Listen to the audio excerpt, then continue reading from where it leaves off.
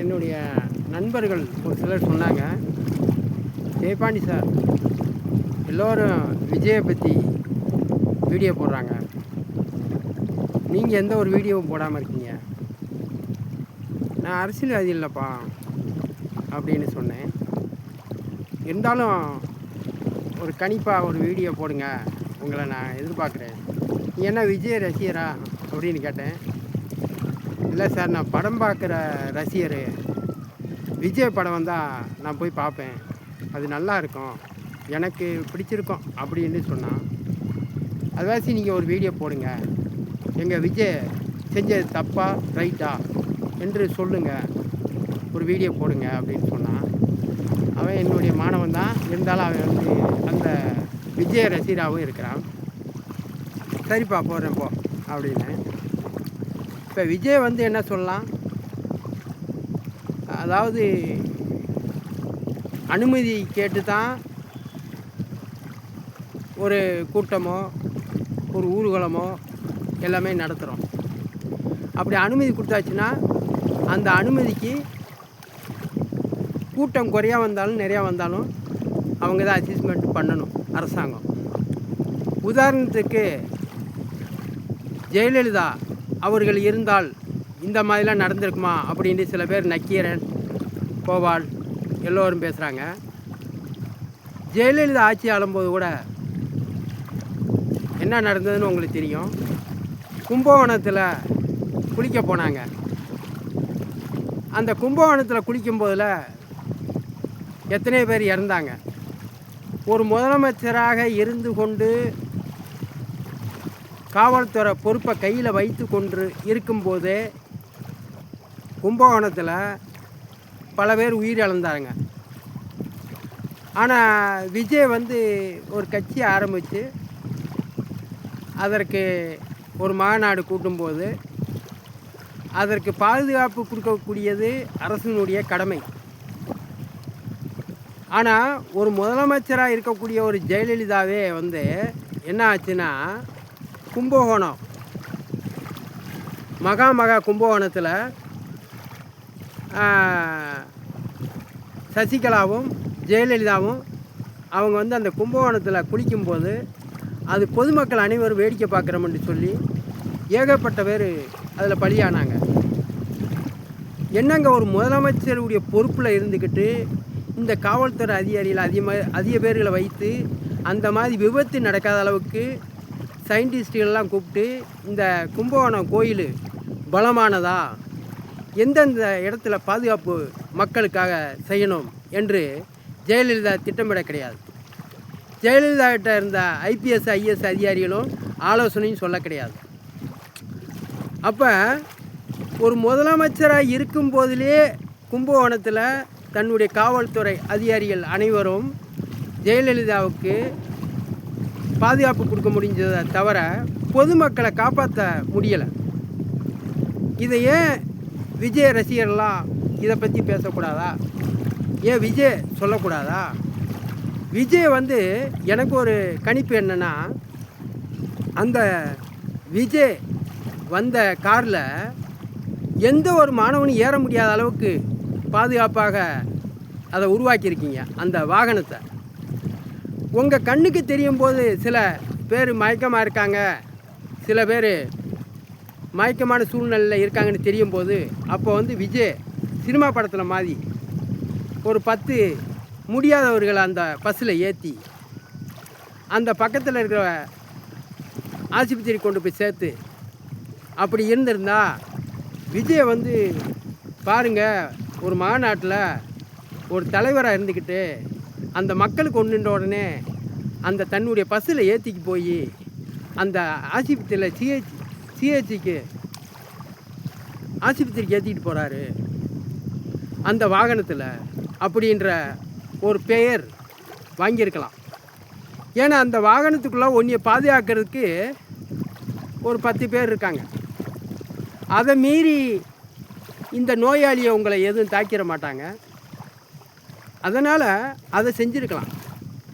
ஆனால் உங்களை நம்பி வந்தவர்களை விட்டுட்டு நீங்கள் வாகனத்தை எடுத்துக்கிட்டு திருச்சி வந்ததவோ சென்னைக்கு போனதவோ அதை எல்லோரும் தவறாக பேசுகிறாங்க. ஒரு லீடர், அதாவது ரசிகரோ அல்லது சினிமா படம் பார்க்கக்கூடிய ரசிகரோ இல்லை கட்சியில் இருக்கக்கூடிய தொண்டர்களோ யாருக்காக இருந்தாலும் உன்னைய பார்க்க வந்துட்டாங்க. அந்த இடத்துல சும்மாவான இறங்கி நீ இறங்கிட்டீங்கன்னா அந்த காவல்துறை அதிகாரி எல்லாருமே வந்து ரொம்ப உற்சாகமாக இருப்பாங்க. மற்ற ஆளுங்கட்சி எதிர்கட்சியெல்லாம் வந்து பரவாயில்லைங்க, விஜய் வந்து சினிமா படத்தில் தான் இப்படியெல்லாம் வந்து ஆக்ஷன் பண்ணுவாங்க, ரியலாக அவருடைய வாகனத்தில் 10 பேர்களை ஏற்றிக்கிட்டு அந்த சிஹெச்சில் பக்கத்தில் இருக்கிற சிஹெச்சில் கொண்டு போய் ஒப்படைச்சி அவங்களெல்லாம் சரி பண்ணார். கூட்ட நெரிசலை அரசாங்கம் கட்டுப்படுத்த முடியலைனாலும் அதை நம்மளை நம்பி வந்த மக்களை நாம் தான் காப்பாற்ற வேண்டும். இன்றைக்கி ஜெயபாண்டி சயின்டிஸ்ட்டு என்னுடைய மாணவர்களை உண்ணாவிரதத்துக்கு நான் பயன்படுத்தலை, சாலை மறியலுக்கு பயன்படுத்தலை, ரயில் மறியலுக்கு பயன்படுத்தலை, உயர் நீதிமன்றத்துக்கு செருப்பு மாலை போட்டு மதுரை 4 மாசி வீதியிலையும் ஊர்வலம் போயிட்டு வந்தேன். அதுக்கும் நான் பயன்படுத்தலை. ஏனென்றால் இந்த மாதிரி தான் சூழ்நிலையில் ஏற்படும். அதற்கு மாணவர்களை பலிகடாவாக ஆக்கிடக்கூடாது. அதற்காக நான் என்ன சொன்னேன்னா, மதுரை கலெக்டர் சங்கீதாவை கூட்டம் கூட்டமாக போராடுகிறார்கள், அவர்களை ஆதரிங்க, அவர்களுடைய கோரிக்கையை நிறைவேற்றுங்க. நானும் கூட்டம் கூட்டமாக போராடுறேன், எல்லா மாணவர்களும் திரட்டி. இல்லை சிங்கிளை நான் போராடிக்கிட்டு இருக்கேன், என்னை ஆதரிச்சிங்கன்னா இந்த கூட்டம் கூட்டமாக போராடக்கூடியவர்கள் மக்களை சிரமப்படுத்தாமல் லீடர் மட்டுமே அதற்கான கோரிக்கைக்காக அதை முன்னெடுத்து அவர்கள் செயல்படுவார்கள். ஊர்களில் அவர் ஒரே நபரே வருவார்கள், எந்த ஒரு கூட்ட நெரிசலும் ஆகாது. அதைத்தான் நான் மதுரை கலெக்டர் சங்கீதாவோட என்ன லெட்ரு கடைசி இறுதி கட்டம் 2024 தேர்தல் நடந்துருச்சு.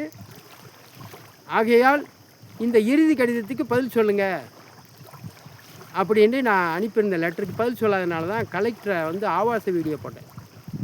அரை நிர்வாணமாக மதுரை கலெக்டரை போடும்போது வீடியோவை யூடியூப்பில் அப்லோடு பண்ணி தமிழ்நாட்டு முழுவதும் அனைத்து கலெக்டருக்கு அனுப்பியிருக்கேன், ஒரு சில காவல்துறைகளுக்கும் அனுப்பியிருக்கேன், ஒரு சில அரசியல்வாதிக்கு அனுப்பியிருக்கேன், பொதுமக்களுக்கு அனுப்பியிருக்கேன். இவ்வளவு ஆதாரமுள்ள ஒரு யூடியூப்பில் ஒரு மதுரை கலெக்டர் ஐஎஸ் சங்கீதா அவர்களை அரை நிர்வாணமாக வீடியோ போடும்போது அதவே மறைக்கும் போது அஸ்ராகார் அவர் வந்து விசாரிக்கிறார். அந்த அதிகாரியாக ஒரு திருட்டு பையன் தான், ஒரு மொல்ல மாதிரி பையன். ஆகையினால் அதை பற்றி தனியாக வீடியோ போடுறேன். தயவுசெய்து விஜயை குற்றம் சொல்லக்கூடியவர்கள், ஒரு முதலமைச்சராக இருந்து கொண்டு ஜெயலலிதா கும்பகோணம் கோயிலில் குளிக்கும்போது பல ஆயிரக்கணக்கான பேர் விபத்தில் சிக்கி உயிரிழந்தார்கள். அப்போ ஒரு ஆட்சி பொறுப்பில் இருக்கும் போதிலே அந்த காவல்துறையினால் கட்டுப்படுத்த முடியலை. ஒரு சாதாரண ஒரு விஜய் அரசியல் அனுபவம் இல்லை என்றாலும் அந்த மாநாட்டை அனுமதி வாங்கி நடத்தியிருக்கும் போது அந்த காவல்துறை அதிகாரியை தான் அதை சரியான முறையில் பாதுகாப்பாக நடத்தி கொடுத்துருக்க வேண்டும். விஜய் மேலேயும் தப்பு இருக்குது. அந்த கூட்டத்தை விட்டுட்டு உடனடியாக திருச்சி வந்து சென்னைக்கு போயிருக்கக்கூடாது. அந்த கூட்டத்தில் ஒரு 10 பேர் மயக்கப்பட்டவங்களாலும் தூக்கிட்டு பக்கத்தில் இருக்கிற ஆஸ்பத்திரியில் சேஃப்டிக்காக போய் சேர்த்துருக்கணும். ஏன்னா உங்களுடைய காரு, விஜய் வந்த கார் பாதுகாப்பான காரு, ரொம்ப செக்யூரிட்டி சிஸ்டம் நிறைந்த அந்த காரு வந்து இருந்திருக்குது. உங்களுக்கு துணையாக வேற பாதுகாப்பு படையில் வேற இருக்கிறாங்க. அப்படி இருக்கும் போதிலேயே உங்களை நம்பி வந்தவங்க கூட்டத்தில் மயக்கப்பட்டு விழுகிறாங்க. அவங்கள அந்த பஸ்ஸில் ஏற்றிருந்தீங்கன்னா இன்றைக்கி யாருமே குற்றம் சொல்ல முடியாது. அந்த சினிமா படத்தில் அந்த மாதிரி சீனில் நிறையா நடிக்கிறாங்க, நடிச்சிருக்கீங்க. உங்களுக்கு ஏன் அது புரியாமல் போச்சு? சேஃப்டிக்கான ஒரு வாகனத்தில் விஜய் இருந்துக்கிட்டு உதவியாளர்களை ஏன் அந்த 10 பேர் மயங்கி இருக்காங்க, அவங்கள தூக்குப்பா, பக்கத்தில் இருக்கிற ஆஸ்பத்திரி கொண்டு போய் சேர்ப்போம் அப்படின்னு முயற்சி எடுத்திருந்தா இவ்வளோ கெட்ட பேர் வந்திருக்காது. ஆகையால் நான் வந்து விஜய்க்கு சப்போர்ட்டான ஆளும் கிடையாது. நான் பொது வருத்தமாக பேசுகிறேன். இப்போ நான் பேசுகிறதுக்கு ஏதாவது ஒரு இதனால் ஒரு கருத்து வந்தாலும் அதுக்கு பதில் கொடுக்கவும் நான் தயார். ஜெயபாண்டி சயின்டிஸ்ட்டு இதை விஜய் சின்னத்தை வந்து முடக்கிறோம்னு சொல்கிறாங்க. சின்னத்தை முடக்க வேண்டுமென்றால் இந்தியாவில் இருக்கிற அனைத்து அரசியல் கட்சி தலைவர்களுடைய சின்னத்தை முடக்க வேண்டும். பிஜேபி, காங்கிரஸ் இவங்க சின்னத்தெல்லாம் முடக்க வேண்டும். இவிஎம் மிஷினில் ஓட்டு திருட்டு பண்ணி தான் அவங்க ஆண்டிருக்காங்க.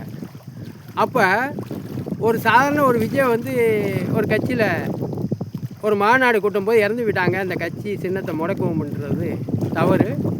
முடக்க வேண்டுமென்றால் இவிஎம் மிஷினில் ஓட்டு திருட்டு செய்ய முடியும்னு நான் நிரூபிக்க தயாராக இருக்கிறேன். அதை நிரூபித்தா தமிழ்நாட்டில் மட்டும் இல்லை, இந்தியாவில் இருக்கிற அனைத்து கட்சியுடைய சின்னத்தையும் முடக்கப்படும். அது தெரிந்து தான் ஜெயபாண்டி சயின்டிஸ்ட்டு ஒரு ஐஏஎஸ் அதிகாரியை நிர்வாணமாக போடும்போது அதை மறைக்கிறாங்க. நன்றி, வணக்கம். அடுத்த டேக்கில் பேசுகிறேன். பிஓ ஜெயபாண்டி சயின்டிஸ்ட்டு. இது விஜய தொண்டர்கள் இது மாதிரி கேள்விகளை கேட்க தொடங்குங்கள். ஜெயபாண்டியுடைய இவிஎம் மிஷின் ஓட்டு போடக்கூடிய மிஷினில் நேரடி ஒளிபரப்பு நடத்திட்டு தான் 2024 2026 தமிழ்நாட்டில் தேர்தல் நடத்தணும் என்று சொல்கிறார். அதற்கு விஜய் கட்சி தொண்டர்களும் விஜய் கட்சியுடைய தலைவரும் குரல் கொடுங்க. அப்படி குரல் கொடுத்தீங்கன்னா எல்லா சமுதாயத்துக்கும் கையில் குத்தி ஓட்டு போடும் முறை கிடைச்சிவிடும். இவிஎம் மிஷினை வைத்து இனிமேல் யாரும் ஏமாற்றி வெற்றி பெற முடியாது. ஆகையால் ஜெயபாண்டி இவிஎம் மிஷினில் முக ஸ்டாலின் 100 ஓட்டு போடட்டும், எடப்பாடி 100 ஓட்டு போடட்டும், இந்தியா பிரதமர் மோடி 100 ஓட்டு போடட்டும், சோனியா காந்தி மகன் ராகுல் காந்தி 100 ஓட்டு போடட்டும். ஜெயபாண்டி சயின்டிஸ்ட்டு அதில் நான் வெற்றி பெற்று காமிக்கிறேன். நேரடி ஒளிபரப்பில் அந்த இவிஎம் மிஷினில் அவங்க வெற்றி பெற்ற மிஷினில் ஜெயபாண்டி வந்து வெற்றி பெற்று காமிக்கிறேன்னு சொல்கிறேன். அந்த நிகழ்ச்சியை நடத்துகிறார் ஜெயபாண்டி. நேரடி ஒளிபரப்புக்கு சம்மதம்டான்னு சொல்லி மோடியோ ராகுல் காந்தியோ எடப்பாடியோ ஸ்டாலினோ குரல் எழுப்பாமல் என் மேல் பொய் வழக்கு போட்டாங்க. 13 மாதமாக இவிஎம் மிஷின் ஓட்டு திருட்டு அம்பலப்பட வேண்டும் என்றதுக்காக தான் நான் மதுரை கலெக்டர் சங்கீதாவை நிர்வாணமாக வீடியோ போட்டிருக்கேன். சிபிஐ கோர்ட்டும் 680 கேஸு நான் வந்து மனு கொடுத்துருக்குறேன் சிபிஐயில். எனக்கு ஆதாரமாக எதுவும் கொடுக்கல. அதனால் அந்த சிபிஐ கோர்ட்டும் வஞ்சிருக்கேன், நீதிபதியும் வஞ்சிருக்கேன். அதேமாதிரி 680 நீதிபதியும் எதுக்கு வைக்கிறேன்னா 75 நாளைக்குள்ளே படிக்கிற பிள்ளைகளுக்கு சம்பளம் கொடுக்க தயார், புதிய வேலைவாய்ப்பு கொடுக்க தயார்.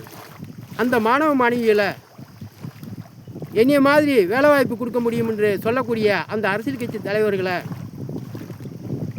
எழுத்துப்பூர்வமாக பத்திரம் மூலமாக எழுதி கொடுக்க சொல்லுங்கள்.